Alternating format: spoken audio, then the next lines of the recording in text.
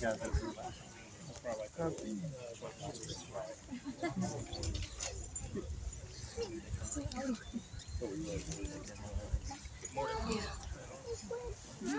morning. We're going to go ahead and load the cannons up before I really even tell you anything much about them. We'll fire one round. I'll come back here and talk a little bit about the guns, and then we'll load and fire a second round. This is going to be loud, considerably louder than the muskets you just heard. So please cover your ears, hold on to your kids and pets. Just be aware.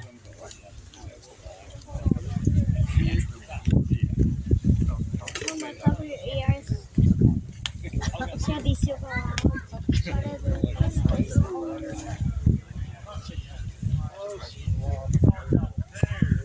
Especially when you're right next to it.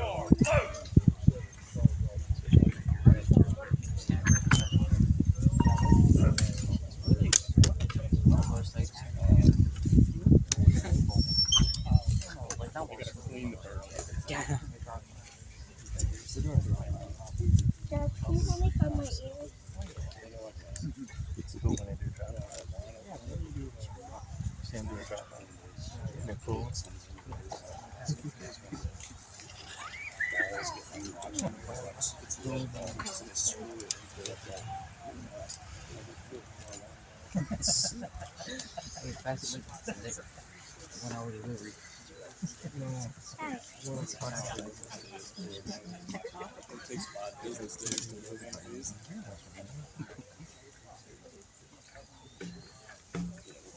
You're too close, you can tell.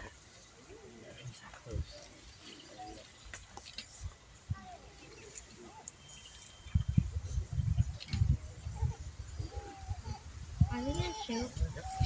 Ready. Okay.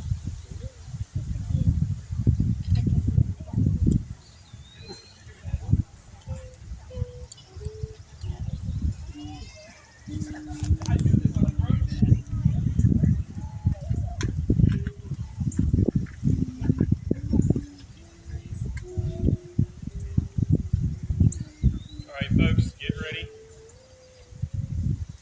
Fire.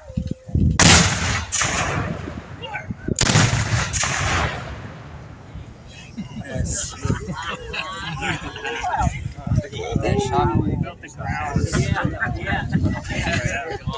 Yeah, my heart beats like Sound like it. Trees on the side.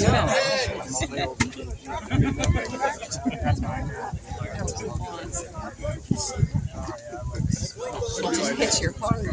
Your heart's like. I didn't feel those. Well, when you're behind.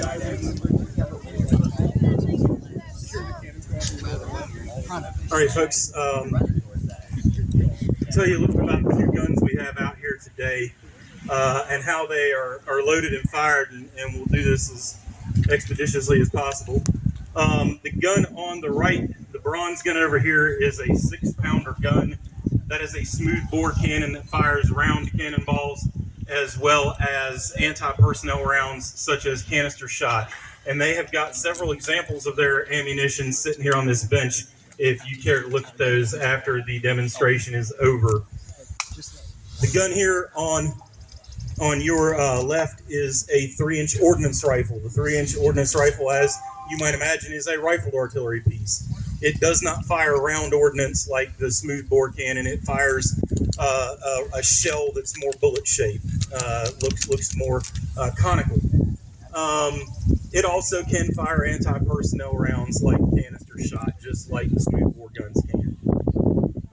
When you have two guns on the field like this, two guns is normally referred to as a section. A section would be part of a larger battery.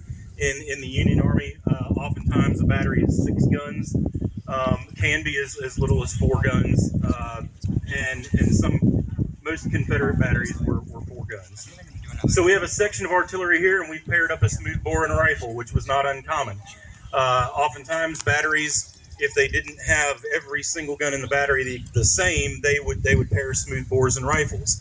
The reason for this is pretty simple. A smooth bore piece is much more useful against opposing troops, particularly at closer ranges. You're going to use that smoothbore artillery piece as an anti-personnel weapon. Your rifle pieces have a little bit longer range, and would be used against longer targets, enemy artillery, for example, structures, that kind of thing.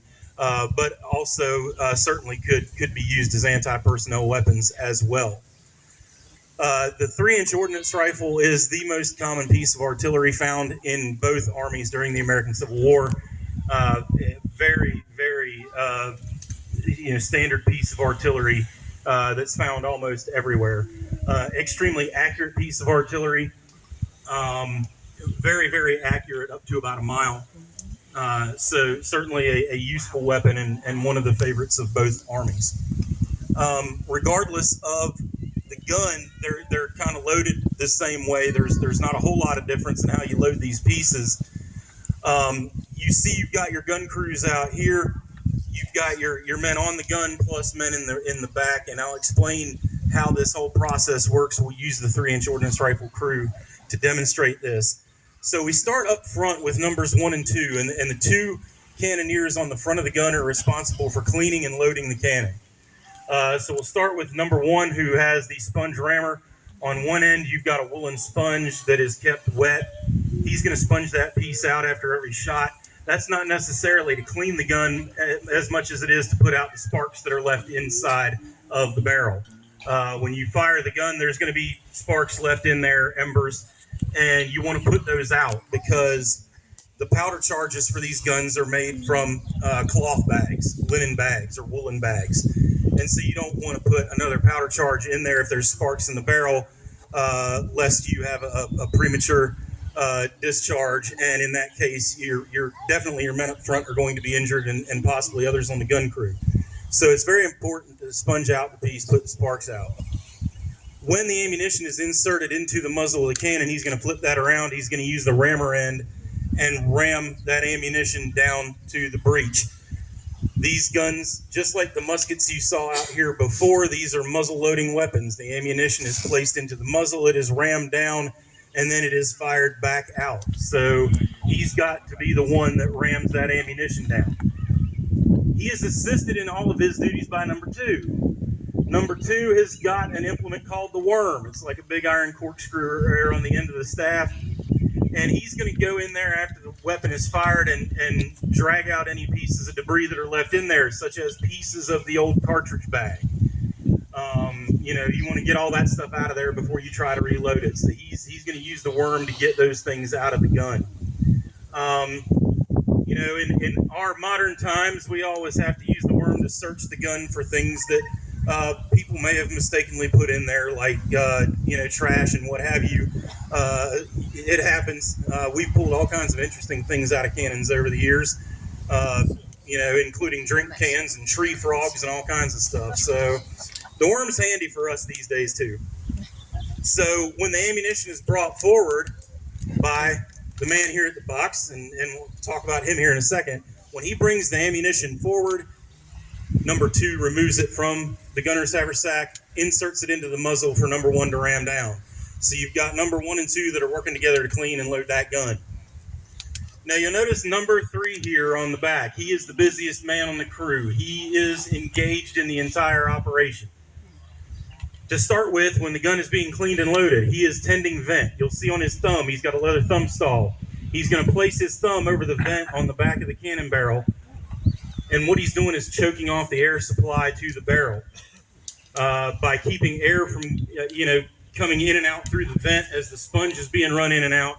He's helping to put out those sparks, choking off the air supply from the breech. So the entire time that the cleaning and loading is happening, he will have his thumb on that vent. He also helps the gunner aim. Once the piece is loaded, he's going to go to the rear. He will take hold of the trail handspike, and he will move the gun side to side on the gunner's command to bring the gun on target.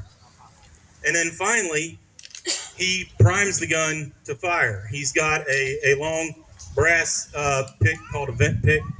He's going to run the vent pick down the vent and poke a hole in the powder charge so that it can be detonated. Number 4 actually detonates the cannon. Some folks would say he's got the coolest job of all. He gets to fire it. You'll notice he's got a long lanyard there. That lanyard is long enough for him to get outside of the wheels. We're firing blank charges out here today. When you fire these live, they recoil. And they recoil sometimes significantly, depending on the ground you're on. And that gun is going to roll back probably 6 or 8 feet when it's fired. You don't want to be behind it when it goes off. It's about a ton. You don't want that running over you. So his lanyard is long enough for him to get out of the way. Attached to the lanyard, he's got a friction primer, and I'm going to kind of walk the line here and try to give you an idea what this looks like. The friction primer is a hollow brass or copper tube that is filled with finely milled gunpowder. It has a wire crimped into the top of it with some of that fulminate of mercury stuff that's in the musket caps. He's got one of these friction primers attached to the end of that lanyard.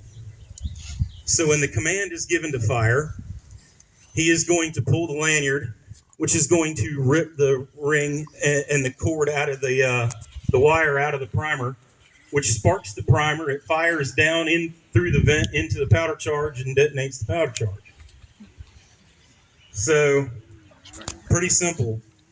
Pull the cord, rip the wire out, primer fires, gun goes off. So, number 4, really, the entire time the loading and everything's taking place, he is fixing a primer onto his lanyard and awaiting the order to prime the piece. We've got the man back here, number 5, who, as I said, is running ammunition forward from the box.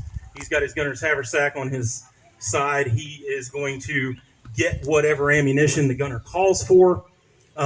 Ideally, he would have 2 other men back here at the box with him that would be fixing that ammunition and putting it in the bag for him. He'll bring that forward. The gunner will check the ammunition, send him forward to number 2 to take the ammunition out and put it into the gun. And finally, you have the gunner. The gunner is in charge of the piece. The gunner gives the commands to load and fire. The gunner is also in charge of the crew. He's in charge of aiming the piece. He's got a lot going on. So the rear sight on the gun is called a pendulum Haas sight. It sits here in a saddle on the breech. Line it up with a post sight on the front of the barrel. You look down. It's graded so you can go up and down degrees of elevation. If you want to shoot farther, you raise the muzzle. You do that by activating the elevating screw here. Turn the screw one way, it elevates the muzzle. Turn it the other way, it depresses the muzzle. That's how you judge for your range, or how you aim for your range. And as I said, with the number 3 man using the trail handspike, that's how you bring side to side on line. The gunner has to be able to visually estimate the range to the target. There's no computers or any of that stuff that we have in the modern artillery. So your gunner has to be able to estimate that range to the target and get on target pretty quick. You might get 1 ranging shot, maybe 2, but you really need to be on target as quick as possible to be effective. So you've got to be able to visually judge the distance to the target. Once you've got that, you call back what type of ammunition and what the range is. And inside the box here, on the inside of the lid, there's what's called a table of fire. And a table of fire will tell you if you're firing at this distance and this type of ammunition, this is the elevation that your muzzle needs to be at in order to make that shot. And so the men back here at the box would be calling back to the gunner what the elevation is and all those kinds of things so he can effectively aim the piece. So all this has to work in conjunction and has to happen pretty quickly. And everybody on the crew could do every job. They're all trained to go to any position on the crew. You would have men in the rear that would be holding the horses and taking care of the limbers and things like that. They could come forward and take spots on the gun if casualties are taken. Everybody can step up and fill in and do another role because everybody knows how to work everything on the gun. So with that, I'm going to hush and we're going to load and fire another round. After we fire, we will return to the limber chest. Once we have the limber chests locked and secured, you'll be able to come in and take a closer look if you wish.